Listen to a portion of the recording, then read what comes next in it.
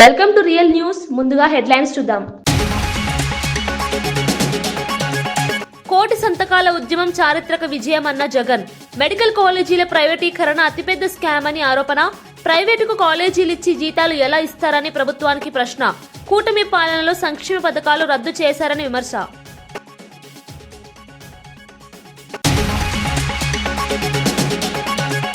CM చంద్రబాబుకు economic times business reformer award. కలెక్టర్ల సదస్సులో ముఖ్యమంత్రికి స్టాండింగ్ ఓవేషన్తో అభినందనలు.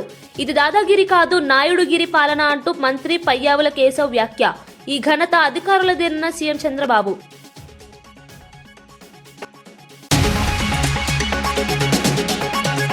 కడియం శ్రీహరి చరిత్రహీనుడు, రాజీనామా చేయాలన్న తాటికొండ రాజయ్య.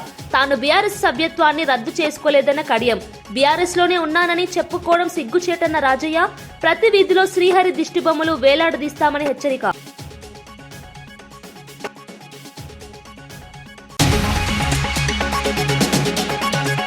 నేషనల్ హెరాల్డ్ కేసులో గాంధీ కుటుంబాన్ని ఈడీ కేసులతో వేధిస్తున్నారని ఆరోపణ. గాంధీ భవన్ నుంచి బీజేపీ కార్యాలయం వరకు కవాతుకు ప్రయత్నం. కాంగ్రెస్ ర్యాలీని అడ్డుకున్న పోలీసులు.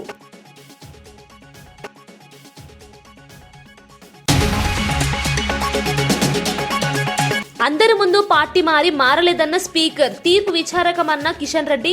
కాంగ్రెస్ సమావేశాలు ప్రచారం చేసి పార్టీ మారలేదా అని కిషన్ రెడ్డి ప్రశ్న. బీఆర్ఎస్ కాంగ్రెస్ రెండూ ప్రజాస్వామ్యానికి తూట్లు పడుస్తున్నాయని వెల్లడి. పార్టీ మారిన వారికి మంత్రి పదవులు ఇచ్చిన చరిత్ర కాంగ్రెస్ అని వ్యాఖ్య. మెడికల్ కాలేజీల ప్రైవేటీకరణ అంశంపై వైఎస్ఆర్ కాంగ్రెస్ పార్టీ అధ్యక్షుడు మాజీ ముఖ్యమంత్రి వైఎస్ జగన్మోహన్ రెడ్డి తీవ్ర హెచ్చరికలు చేశారు. చంద్రబాబు నాయుడు ప్రభుత్వం మెడికల్ కాలేజీలను ప్రైవేట్ చేతులకు అప్పగించే ప్రయత్నం చేస్తే దానికి బాధ్యులైన ప్రతి ఒక్కరూ జైలుకు వెళ్లక తప్పదని ఆయన స్పష్టం చేశారు. ప్రజల పన్నుల డబ్బులతో నిర్మించిన మెడికల్ కాలేజీలను ప్రైవేట్ వారికి కట్టబెట్టే ఆలోచన ప్రజారోగ్యానికి, పేద విద్యార్థుల భవిష్యత్తుకు తీవ్రంగా నష్టం కలిగిస్తుందని జగన్ చెప్పారు. వైఎస్ఆర్ కాంగ్రెస్ పార్టీ తిరిగి అధికారంలోకి వచ్చిన 2 నెలల్లోపే ఈ వ్యవహారంలో భాగస్వాములైన వారిపై చట్టపరమైన చర్యలు తీసుకుని జైలుకు పంపిస్తామని హెచ్చరించారు. స్కాములు అనేది మదర్ ఆఫ్ ఆల్ స్కామ్స్ కింద ఇది నిరూపితమవుతుంది. అంతటి దారుణంగా ప్రజలకు నష్టం జరుగుతుందని కనిపిస్తా ఉన్నా కూడా ప్రజలు దీనివల్ల ఉచితంగా వైద్యం పొందే అవకాశం పోతుందని తెలిసినా కూడా మన పిల్లలకు తక్కువ ధరకే, ప్రైవేట్ కన్నా చాలా తక్కువ ధరకే మన పిల్లలకు మెడికల్ కాలేజీలలో సీట్లు వచ్చి చదువులు అందుబాటులో ఉంటాయని తెలిసినా కూడా ఏమాత్రం ఖాతరు చేయకుండా చంద్రబాబు చేస్తూ ఉన్న ఈ తీరుకు చంద్రబాబు నాయుడుకు గట్టి గుణపాఠం మాత్రం ఖచ్చితంగా తగులుతుంది. ఎకనామిక్ టైమ్స్ ప్రకటించిన business reformer of the year award రాష్ట్రానికి దక్కిన గొప్ప గుర్తింపై ముఖ్యమంత్రి చంద్రబాబు నాయుడు వ్యాఖ్యానించారు. కలెక్టర్ల సదస్సులో ఆర్థిక మంత్రి పయ్యావుల కేశవ్ ఈ అవార్డు విషయాన్ని ప్రస్తావించగా మంత్రులు, కలెక్టర్లు లేచి నిలబడి కరతాళ ధ్వనులతో అభినందనలు తెలిపారు. ఇది వ్యక్తిగతంగా తనకు వచ్చిన గౌరవం కాదని, మంత్రులు, అధికారులు అందరూ కలిసి చేసిన సమష్టి కృషికి లభించిన గుర్తింపని సీఎం స్పష్టం చేశారు. ఈజ్ ఆఫ్ డూయింగ్ బిజినెస్ లో అగ్రస్థానాన్ని సాధించిన ఏపీ ఇప్పుడు స్పీడ్ ఆఫ్ డెలివరింగ్ గవర్నెన్స్ పై దృష్టి పెట్టిందన్నారు. ప్రజలకు వేగంగా సేవలు అందించడమే ప్రభుత్వ ప్రధాన లక్ష్యమని తెలిపారు. రాబోయే రోజుల్లో ప్రపంచం మొత్తం ఆంధ్రప్రదేశ్ పాలన విధానాల గురించి మాట్లాడేలా చేస్తామని చంద్రబాబు ధీమా వ్యక్తం చేశారు. ఎంతమంది ఉన్నారు, వాళ్ళకి స్పెషల్ ఫోకస్ ఎట్టు పెట్టాలి, అలాంటివి మైక్రో న్యూట్రియంట్స్ ని మీరు ఇస్తారు. వీళ్ళు nutrition expert will give nutritious ఇది ఇస్తారు, బ్యాలెన్స్కి ఏం కావాలని. ఈ రెండు వర్కౌట్ చేశారు. Very happy. నేచురల్ ఫార్మింగ్ కూడా ఇంటిగ్రేట్ చేశారు. ఇక్కడ నేచురల్ ఫార్మ్ మీరు గుర్తుపెట్టుకోవాలి. సర్టిఫికేషన్ అండ్ ఆల్సో ట్రేసబిలిటీ పెట్టేయండి. ఈ స్కూల్స్కి ఇచ్చేటన్నీ కూడా క్లియర్గా. This will be the as on today farmers కూడా మేము నేచురల్ ఫార్మింగ్ చేస్తున్నాం, కొనేవాళ్ళు లేరనే పరిస్థితి వచ్చారు. అది పెడితే హెల్త్ ఇంపాక్ట్ కూడా అనలైజ్ చేయడానికి ఈజీ అయిపోతుంది. 40 లక్షల మంది స్టూడెంట్స్ మీకు ఈజీగా అనలైజ్ చేసుకుంటూ ఉంటాం మనం, అది కూడా వస్తుంది. రెండోది ఇక్కడ మనకు సర్టిఫికేషన్ కూడా చేస్తున్నారు మీరు, all standards everything. I real appreciate. Provisions మీరు ఇంకొక స్టెప్ ముందుకెళ్ళి ప్రొవిజన్స్ వచ్చిన తర్వాత సెంట్రల్ ప్రొవిజన్స్ ఇది పెట్టి డిస్ట్రిక్ట్ లెవెల్లో, లేకుంటే ఎక్కడికక్కడ చెకింగ్ హబ్ అండ్ స్పోక్ మోడల్లో పెట్టి తిరుమల తిరుపతి దేవస్థానం చేసే చెకింగ్ సిస్టమ్ కూడా ఒకసారి స్టడీ చేయండి మీరు. వాళ్ళు ఏం చేస్తున్నారంటే ఆర్టిఫిషియల్ ఇంటెలిజెన్స్ పెట్టి దాంట్లో ఏ ఫారిన్ మెటీరియల్ లేకుండా ఎంట్రిక్లో లేకుంటే ఇంకోటో ఏది లేకుండా స్టోన్ లేకుండా పర్ఫెక్ట్గా స్క్రీనింగ్ చేసేస్తున్నారు. అది కూడా మీరు 1 lakh స్టూడెంట్స్ కాబట్టి మీకు ఈజీ అవుతుంది. అది కూడా వర్కౌట్ చేయండి. రైతు బజార్లు కూడా చూడమ్మా, మీరు కూడా రైతు బజార్లు, ఆల్ రైతు బజార్లో నేచురల్ ఫార్మింగ్ ప్రొడ్యూస్ వస్తున్నాయి. ఆల్ కలెక్టర్స్ మీరు రాసుకోండి. Certification and also traceability all రైతు బజార్లకు వెళ్ళాలి. phase 1 వెళితే అక్కడి నుంచి డోర్ డెలివరీ కూడా పెట్టండి. రైతు బజార్ నుంచి డోర్ డెలివరీ కూడా. ఆల్రెడీ వైజాగ్ లో స్టార్ట్ చేశాం సార్. అదే అన్ని బీఆర్ఎస్ నేత కేటీఆర్ వ్యాఖ్యలకు జడ్చర్ల ఎమ్మెల్యే అనిరుద్ రెడ్డి తీవ్ర స్థాయిలో కౌంటర్ ఇచ్చారు. బీఆర్ఎస్ 10 ఏళ్ల పాలనలో సర్పంచ్ల పరిస్థితి దారుణంగా మారిందని ఆయన చెప్పారు. గ్రామాల్లో చేసిన అభివృద్ధి పనులకు ఒక్క సర్పంచ్కైనా బిల్లులు చెల్లించారని ప్రశ్నించారు.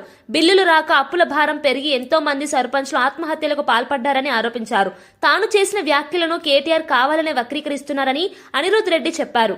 గత ఎమ్మెల్యే ఎన్నికల సమయంలో పాడి కౌశిక్ రెడ్డి ఓట్లు వేయకపోతే చనిపోతానంటూ వీడియో విడుదల చేసిన విషయం ప్రజలందరికీ తెలుసన్నారు. అదేవిధంగా సర్పంచ్ ఎన్నికల్లోనూ తమ అభ్యర్థులను గెలిపించకపోతే చచ్చిపోతానంటూ కాళ్లు మొక్కిన ఘటనలు కూడా జరిగాయని గుర్తు చేశారు. పనిచేసిన వాళ్ళు మాకు బిల్స్ రాలేదని చెప్పేసి మీరు చంపేసి మీరేమన్నారు, నేనేమన్నాను, మీ brand ambassador Paddi Kaushik Reddy MLA elections ముందు నేను చచ్చిపోతా అని చెప్పి వీడియో వైరల్ చేస్తారు. ఇప్పుడు అందరు మీ బీఆర్ఎస్ సర్పంచులు ఆయనను ఒక బ్రాండ్ అంబాసిడర్ గా పెట్టుకొని ఎవరైతే సర్పంచ్ పోటీగా చేసినారో అందరి ఇంటింటికి పోయి మేము చచ్చిపోతామని. మరీ దారుణం ఏంటంటే వాళ్ళ పిల్లలు, స్కూల్ పిల్లలు, వాళ్ళు చదువుకునేటోళ్ళని కూడా తీసుకొచ్చి వాళ్ళతోని కాలు పట్టించి మా నాయన చచ్చిపోతాడని చెప్పేసి అట్లా కొన్ని ప్రచారం చేసుకొని కొన్ని సర్పంచ్లు అట్లా గెలుస్తారు. ఇది పద్ధతేనా అని నేను అడిగినాను. ఒకవేళ మీరు నేను చచ్చిపోతా అని చెప్పి ఓట్లు వేయించుకొని గెలిచొస్తే నేనన్నాను అట్లా మీరు ఇట్లాంటి చిల్లరగా రాజకీయాలు చేస్తే నేను కూడా మిమ్మల్ని బిల్లు రాకుండా చంపేస్తానన్నాను. అట్లా అని చెప్పేసి అందరిని చంపేస్తాను అనలే, నేను కత్తితో పొడిచి చంపేస్తాను నేను అనలేదు. మీరు ఇలాంటి పిచ్చి పిచ్చి మాట్లాడి కావాలని చెప్పి భయానికి, ఎందుకంటే మీ దాంట్లో బీఆర్ఎస్ సగం సర్పంచులు ఎవరైతే గెలుస్తున్నానన్నారో వాళ్ళు బీఆర్ఎస్ నుంచి నిలబడినవారు కాదు, ఇండిపెండెంట్ గా నిలబడి గెలిస్తే మీ వాళ్ళు సోషల్ మీడియాలో వాళ్ళు బీఆర్ఎస్ అని చెప్పి పెట్టుకున్నారు తప్ప అసలు బీఆర్ఎస్ 10% సర్పంచ్ కూడా ఎక్కడ గెలవలేదు. ఇప్పుడు కూడా చెప్తున్నారు, జడ్చర్ల నియోజకవర్గంలో కాదు మొత్తం స్టేట్ లో అయినా కానీ కూడా ఇంద్రమ్మ కమిటీ ద్వారానే ఇస్తాము. దానికి సర్పంచ్కి సంబంధం లేదు. అది అఫీషియల్ నోటీస్ ఇచ్చినాం. అది గవర్నమెంట్ తరఫున వాళ్ళ తరఫుననే మేము ఖచ్చితంగా వాళ్ళ తరఫుననే ఇస్తాము. దాంట్లో సర్పంచ్కి ఏ రోల్ ఉండదు. అయినా గాని మాకు గెలిచిన సర్పంచులు ఉన్నారు, వాళ్ళు చూసుకుంటారు. ఎక్కడైతే గెలవలేదో అక్కడ కొంతమంది మంచి సర్పంచులు ఉన్నారు, వాళ్ళని దగ్గర తీసుకుంటాను, పని చేస్తాను. ఓడిపోయిన వాళ్ళు మా వాళ్ళు ఉన్నారు, వాళ్ళకు చెప్తాను అధైర్యపడకండి, నేనున్నాను. ఎట్లయితే కొన్ని దగ్గర ఎమ్మెల్యేలు ఓడిపోతే ఎమ్మెల్యేలు ఇన్ఛార్జ్ కానీ పని చేస్తారో నా నిధులతో మీతో పని చేపిస్తా. ఇదే కాకుండా కాంగ్రెస్ సర్పంచులు ఎవరైతే గెలుస్తారో నాకు ఇప్పుడు ఎస్డిఎఫ్ ఫండ్ వచ్చింది, ఖచ్చితంగా మీరు ఎలక్షన్ల వాగ్దానాలు చేస్తారు, మేము అవి చేపిస్తాం ఇవి చేపిస్తామని. మీ ప్రమాణ స్వీకారం అయిపోయిన తర్వాత రండి, మీకు ఏ గ్రామాల్లో మీకు ఏమేమి నిధులు కావాలనో మేము ఖచ్చితంగా మీకు అండగా నిలబడి మీకు ఆ పనులన్నీ నేను కంప్లీట్. రాష్ట్రంలో కూటమి ప్రభుత్వం అధికారంలోకి వచ్చిన తర్వాత నగరాలు, పట్టణాల్లో అభివృద్ధి పనులు వేగంగా జరుగుతున్నాయని గుంటూరు పశ్చిమ ఎమ్మెల్యే గల్లా మాధవి అన్నారు. నగరంలోని చైతన్యపురిలో కొత్తగా నిర్మించిన రోడ్లను ఆమె ప్రారంభించారు. ఈ సందర్భంగా మాట్లాడుతూ మౌలిక సదుపాయాల అభివృద్ధికి ప్రభుత్వం ప్రత్యేక ప్రాధాన్యం ఇస్తుందన్నారు. గతంలో నిర్లక్ష్యం చేసిన రహదారులు ఇప్పుడు అభివృద్ధి బాట పట్టాయని తెలిపారు. ప్రజల అవసరాలను గుర్తించి ప్రణాళికబద్ధంగా పనులు చేపడుతున్నామని చెప్పారు. రోడ్ల అభివృద్ధితో ట్రాఫిక్ సమస్యలు తగ్గడంతో పాటు ప్రజలకు సౌకర్యవంతమైన ప్రయాణం లభిస్తుందని అన్నారు. స్థానికుల సహకారంతో మరిన్ని అభివృద్ధి పనులు చేపడతామని ఎమ్మెల్యే హామీ ఇచ్చారు. కూటమి ప్రభుత్వ లక్ష్యం ప్రజలకు మెరుగైన జీవన ప్రమాణాలు అందించడమేనని గల్లా మాధవి స్పష్టం చేశారు. ఉన్నాయో అవి మా దృష్టికి తీసుకొచ్చిన వెంటనే అధికారులతో ఎస్టిమేషన్స్ వేయించి వాటిని శాంక్షన్ చేయించుకొని రోడ్లు వేసుకునే పరిస్థితికి ఈరోజు కూటమి ప్రభుత్వ నాయకులందరూ కూడా నడుం బిగించి ఈ యొక్క కార్యక్రమాలన్నీ చేపడుతూ ఉన్నాము. గుంటూరు పశ్చిమ నియోజకవర్గం మొత్తం కూడా ఎటు చూసినా అభివృద్ధి పనులతో ముందుకెళ్తున్నందుకు చాలా చాలా ఆనందంగా ఉంది. మరి ఈ యొక్క రోడ్డు ఇలా వేసుకోవడానికి సహకరించిన అధికారులు కానివ్వండి, త్వరితగతిన మాకు అందించిన కాంట్రాక్టర్లకు కానివ్వండి, కమిటీ మెంబర్స్ అందరికీ కూడా పేరు పేరున థ్యాంక్ యూ చెప్తూ మరొకసారి కూటమి ప్రభుత్వం ఎప్పుడూ కూడా ఇటు అభివృద్ధికి ఇటు సంక్షేమానికి కట్టుబడి ఉంటుంది. ప్రజల యొక్క ఆనందమే మా ఆనందంగా ప్రభుత్వం పనిచేస్తుంది అని చెప్తూ సెలవు. ప్రభుత్వం చేపట్టిన పబ్లిక్ ప్రైవేట్ పార్ట్నర్షిప్ విధానం ద్వారా సామాన్య ప్రజలకు మెరుగైన వైద్య సదుపాయాలు అందించాలని లక్ష్యంగా పెట్టుకుందని చెప్పారు. అలాంటి కార్యక్రమాలను రాజకీయ లబ్ధి కోసం అడ్డుకోవడం దురదృష్టకరమని అన్నారు. జగన్ గవర్నర్ ను కలవడానికి వెళ్తూ ఫేక్ సంతకాలతో ప్రజలను మభ్యపెట్టే ప్రయత్నం చేస్తున్నారని ఆరోపించారు. ఏమి రికమెండ్ చేశారో మనం చూద్దాం. ఇదొక్కసారి మీరందరూ కూడా గమనించాలి.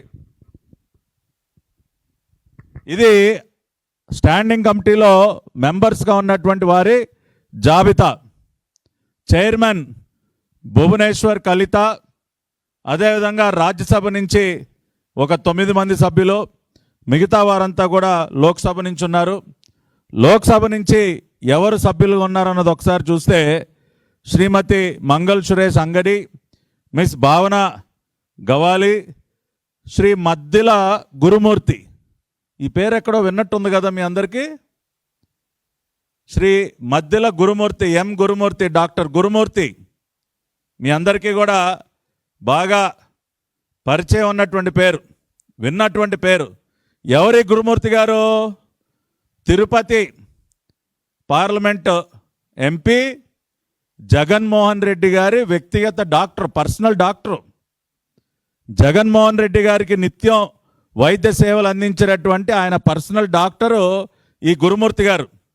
ఆయన వైఎస్ఆర్ కాంగ్రెస్ పార్టీ తరపున గతంలో ఒకసారి తిరుపతి ఎంపీగా పనిచేశారు. ఇప్పుడు కూడా తిరుపతి ఎంపీగా కొనసాగుతూ ఉన్నారు ఆయన.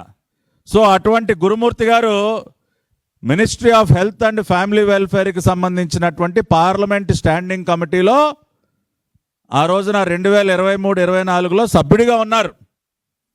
సభ్యుడిగా ఉండి ఆయన సంతకం చేసి మిగతా ఎంపీలతో కలిపి ఆయన కూడా సంతకం చేసి వారు ఇచ్చినటువంటి రిపోర్ట్ ఏంటో ఇప్పుడు చూద్దాం.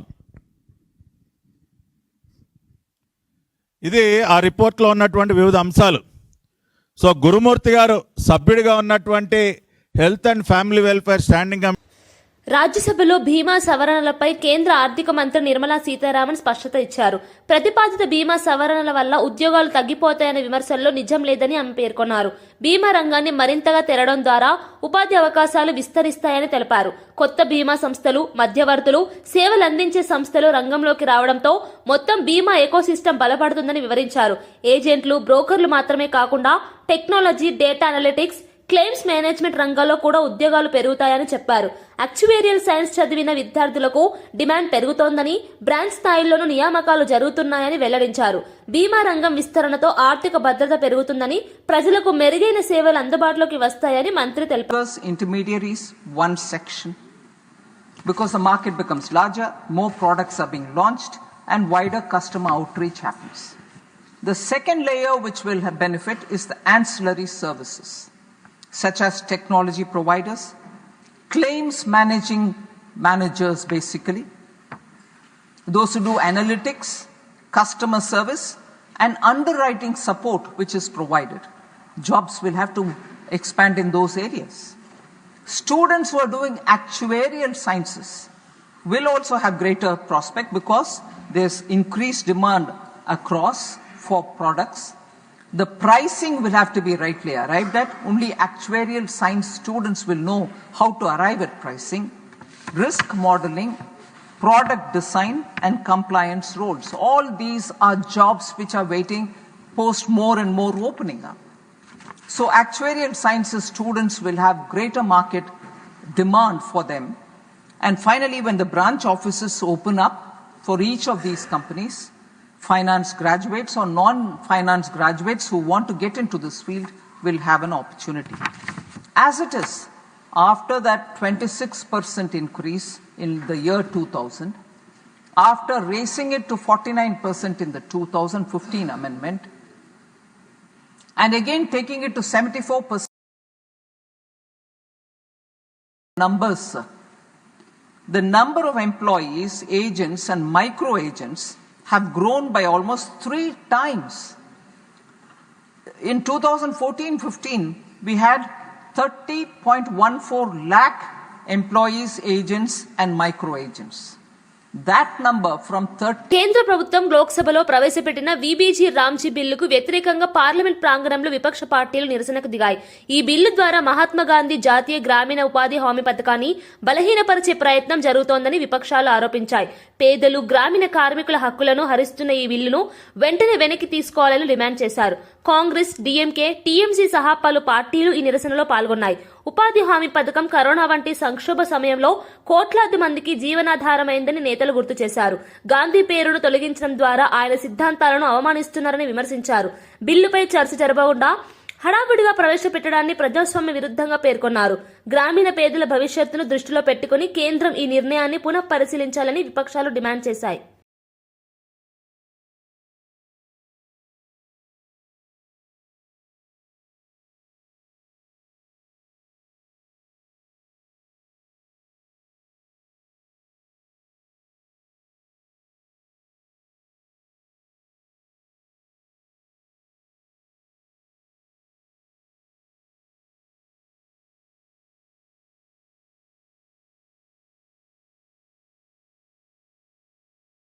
పార్టీ ఫిరాయింపుల విషయంలో స్పీకర్ తీసుకున్న నిర్ణయం ప్రజాస్వామ్యానికి విరుద్ధమని కేంద్ర మంత్రి కిషన్ రెడ్డి విమర్శించారు.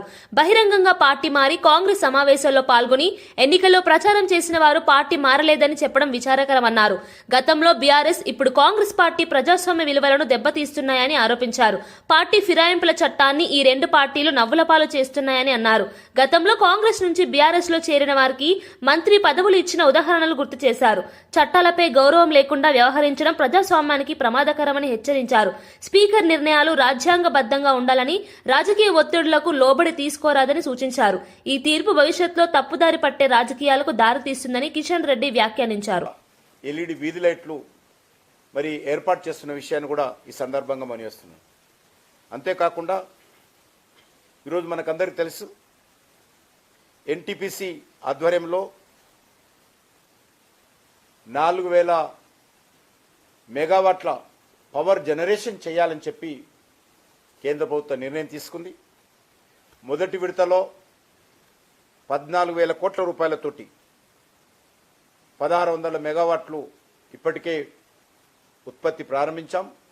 అది రాష్ట్రానికి, దేశానికి కూడా అందుబాటులో వచ్చిన విషయాన్ని మనం చేస్తా ఉన్నాను. దానిపైన 11,000 కోట్ల రూపాయలు ఎన్టీపీసీ ఫస్ట్ ఫేజ్లో మరి 4,000 మెగావాట్లలో 16,000 మెగావాట్ల విద్యుత్ ఉత్పత్తి ఇప్పటికే ప్రారంభమైంది. మరొక 2,400 మెగావాట్ల పవర్ జనరేషన్ కోసం కూడా సన్నాహాలు ప్రారంభించామని చెప్పి ఈ సందర్భంగా మనయేస్తున్నాను. అంతేకాకుండా పిఎం కుసుమ్ పథకం కింద ప్రహ్లాద్ జోషి గారితో మాట్లాడి 20,000 సోలార్ పంపు సెట్లను తెలంగాణ రాష్ట్రానికి ఫస్ట్ ఫేజ్లో మంజూరు చేయించాము. ఆ రకంగా సోలార్ పవర్ ప్లాంట్లను కూడా మన తెలంగాణకు అందించేటువంటి ప్రయత్నం చేస్తూ ఉన్నాం. అదేవిధంగా ఈరోజు తెలంగాణ రాష్ట్రంలో ఇప్పటికే ఒక 100 మెగావాట్ల ఫ్లోటింగ్ సోలార్ పవర్ ప్లాంట్ను మొదటిసారిగా నీటి మీద తేలి ఆడేటువంటి సోలార్ పవర్ జనరేషన్ పెద్ద ఎత్తున ఫస్ట్ టైం మన రామగుండంలో ప్రారంభించడం జరిగింది. మరొక 176 మెగావాట్ల సోలార్ పవర్ను కూడా ఎన్టీపీసీ ఆధ్వర్యంలో రామగుండంలో మరి జనరేట్ చేస్తూ ఉన్నాం. ఈ యొక్క జనవరి, ఫిబ్రవరిలోనే వాటిని పూర్తి చేసి మరి పవర్ జనరేషన్ చేస్తూ మరి రాష్ట్రానికి అందించేటువంటి ప్రయత్నం కేంద్ర ప్రభుత్వం చేస్తుంది. 176 మెగావాట్ల సోలార్ పవర్ ప్లాంట్లను కూడా. ఎకనామిక్ టైమ్స్ ప్రకటించిన business reformer of the year అవార్డుపై ముఖ్యమంత్రి చంద్రబాబు నాయుడు స్పందించారు. ఈ గౌరవం తనకంటే ఎక్కువగా మంత్రులు, అధికారులు చేసిన కృషికే దక్కుతుందని అన్నారు. గతంలో విదేశీ డాక్టరేట్లను కూడా తాను తిరస్కరించానని గుర్తు చేశారు. ఈజ్ ఆఫ్ డూయింగ్ బిజినెస్ లో ఆంధ్రప్రదేశ్ అగ్రస్థానంలో ఉందని, ఇకపై స్పీడ్ ఆఫ్ డూయింగ్ బిజినెస్ పై దృష్టి పెడుతున్నామని తెలిపారు. పెట్టుబడిదారులకు వేగంగా సేవలు అందించే విధానాలపై ప్రభుత్వం పనిచేస్తుందన్నారు.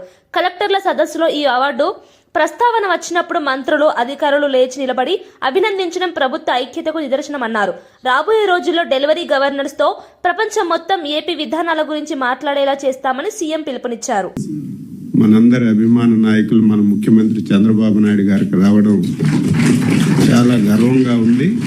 మనందరి తరపున, రాష్ట్ర ప్రజల తరపున హృదయపూర్వకమైనటువంటి అభినందనలు మనస్ఫూర్తిగా తెలియజేస్తూ, ఇంకా ఆయన నాయకత్వంలో ఈ రాష్ట్రం అన్ని విధాల ముందుకెళ్ళి ఈ దేశానికే ఒక అగ్రగామిగా నిలవాలని మనస్ఫూర్తిగా అభినందిస్తూ ముఖ్యమంత్రి గారికి అభినందనలు తెలియజేస్తున్నాను. సార్ ఒక్క నిమిషం I would like to take it sir. Sir అంటే మొత్తం స్టేట్లో హైయెస్ట్ బాడీ సార్, ఇక్కడ అందరం కూర్చుని ఉన్నాము.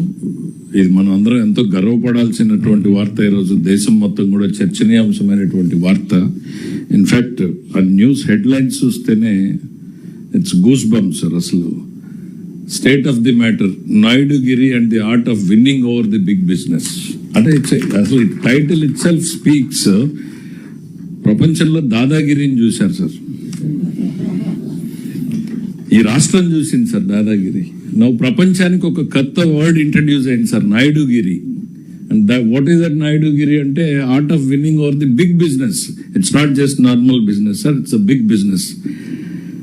మామూలుగా సార్ రిఫార్మ్స్ చేయాలంటే ఎంతో ధైర్యం కావాలి సార్. మీతో జర్నీలో చాలా నేర్చుకుంటూ వచ్చాను సార్. పొలిటీషియన్ తమరు ఎప్పుడు కూడా చెప్తుంటారు, we all, in fact, most of us are used for status quo life, sir. Status quo లో కంఫర్ట్ ఉంది, మాకు కన్వీనియన్స్ ఉంది, అండ్ నోబడీ ఈజ్ ఛాలెంజ్. వ్యవసాయానికి అవసరమైన యూరియా, నీటి సరఫరా పక్కన పెట్టి కాంగ్రెస్ ప్రభుత్వం యాప్లు, మ్యాప్ల పేరిట రైతులను ఇబ్బంది పెడుతోందని మాజీ మంత్రి హరీష్ రావు తీవ్రంగా విమర్శించారు. యూరియా సరఫరా చేయలేని ప్రభుత్వం రైతులపై కొత్త నిబంధనల భారం మోపుతోందని ఆరోపించారు. ఒరిజినల్ రైతు, కౌలు రైతు అంటూ కొత్త విధానాలు తీసుకువచ్చి యూరియా ఇవ్వడంలో వివక్ష చూపుతోందని అన్నారు. కౌలు ఒప్పందాలు రాసిస్తేనే ఎరువులు ఇస్తామని చెప్పడం వల్ల భూముల కౌలు వ్యవస్థ దెబ్బతింటుందని హెచ్చరించారు. దీనివల్ల లక్షలాది కౌలు రైతుల భవిష్యత్తు ప్రమాదంలో పడుతుందని తెలిపారు. రైతులకు యాప్లు కాదు, వ్యవసాయం చేయడమే తెలుసని, ఈ డిజిటల్ విధానాలు గ్రామీణ వాస్తవాలకు దూరమని అన్నారు. తక్షణమే ఈ విధానాన్ని ఉపసంహరించుకోవాలని బీఆర్ఎస్ పార్టీ తరఫున డిమాండ్ చేశారు. సరఫరా చేయడం చేతగాక ఈ ప్రభుత్వం దొంగ నాటకాలు ఆడుతా ఉంది.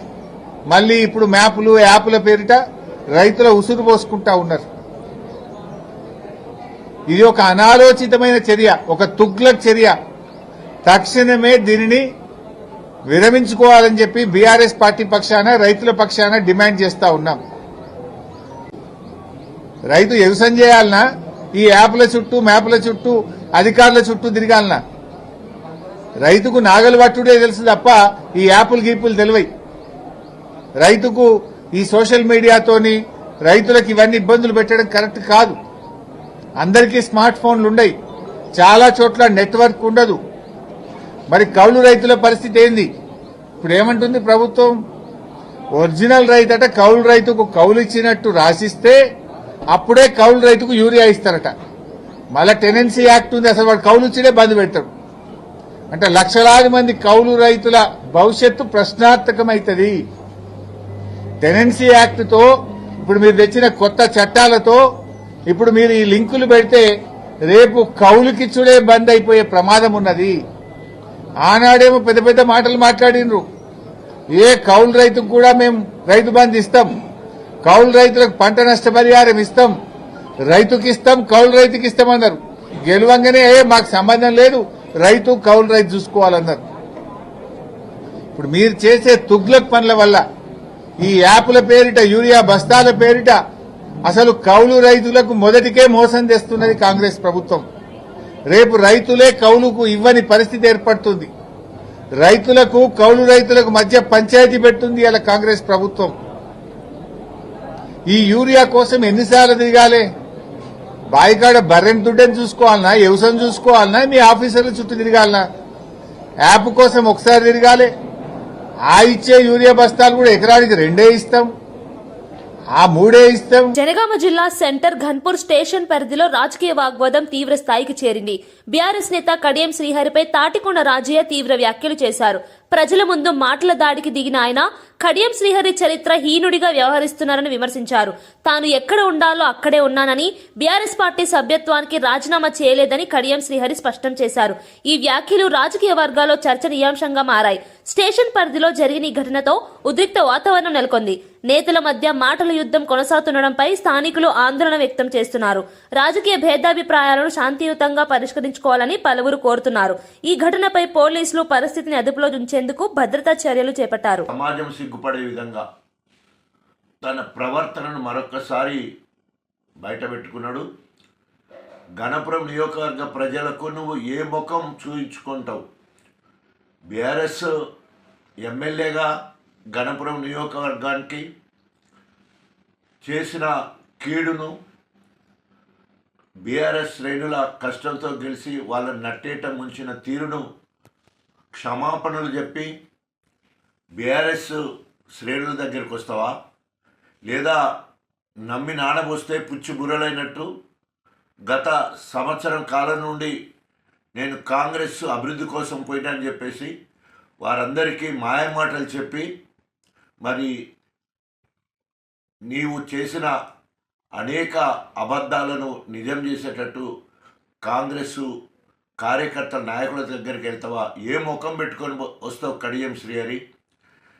నువ్వు చేసిన ఈ రాజకీయ వ్యభిచారాన్ని ఏ రకంగా ప్రజలకు తెలియజేస్తావు? నిస్సిగ్గుగా ఇప్పటికే అసెంబ్లీ సాక్షిగా స్పీకర్ గడ్డం ప్రసాద్ కుమార్ గారు రాజ్యాంగాన్ని కూని చేయడం జరిగింది, ప్రజాస్వామ్యాన్ని అపహాస్యం చేయడం జరిగింది. మరి రాహుల్ గాంధీ తన తండ్రి రాజీవ్ గాంధీ తీసుకొచ్చిన చట్టానికే తూట్లు పొడిసే విధంగా ఈరోజు కాంగ్రెస్ పార్టీ ప్రసాద్ కుమార్ గారు మరి పట్టబగలు ప్రజాస్వామ్యాన్ని కూని చేయడం జరిగింది. కనీసము కడియం శ్రీహరి అనే వ్యక్తి పార్లమెంటు సీటు కోసము ఏఐసిసి అందరి సమక్షంలో నేను కాంగ్రెస్ పార్టీలో చేరానని చెప్పాడు. అదేవిధంగా పెద్దపెండాల్లో నేను సంవత్సరం కిందనే కాంగ్రెస్ పార్టీలో చేరి. వార్తలు ముగించే ముందు ముఖ్యాంశాలు మరోసారి. కోటి సంతకాల ఉద్యమం చారిత్రక విజయం అన్న జగన్. మెడికల్ కాలేజీల ప్రైవేటీకరణ అతిపెద్ద స్కామ్ అని ఆరోపణ. ప్రైవేటుకు కాలేజీలిచ్చి జీతాలు ఎలా ఇస్తారని ప్రభుత్వానికి ప్రశ్న. కూటమి పాలనలో సంక్షేమ పథకాలు రద్దు చేశారని విమర్శ.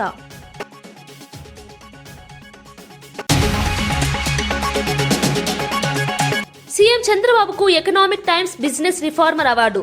కలెక్టర్ల సదస్సులో ముఖ్యమంత్రికి స్టాండింగ్ ఓవేషన్తో అభినందనలు. ఇది దాదాగిరి కాదు, నాయుడుగిరి పాలన అంటూ మంత్రి పయ్యావుల కేశవ్ వ్యాఖ్య. ఈ ఘనత అధికారులదేనన్న సీఎం చంద్రబాబు.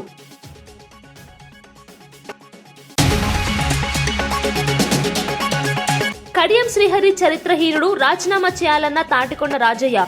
తాను బీఆర్ఎస్ సభ్యత్వాన్ని రద్దు చేసుకోలేదన్న కడియం. బీఆర్ఎస్ లోనే ఉన్నానని చెప్పుకోవడం సిగ్గుచేటన్న రాజయ్య.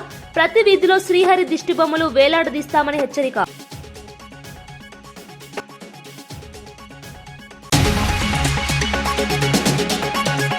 నేషనల్ హెరాల్డ్ కేసులో గాంధీ కుటుంబాన్ని ఈడీ కేసులతో వేధిస్తున్నారని ఆరోపణ. గాంధీ భవన్ నుంచి బీజేపీ కార్యాలయం వరకు కవాతుకు ప్రయత్నం. కాంగ్రెస్ ర్యాలీని అడ్డుకున్న పోలీసులు.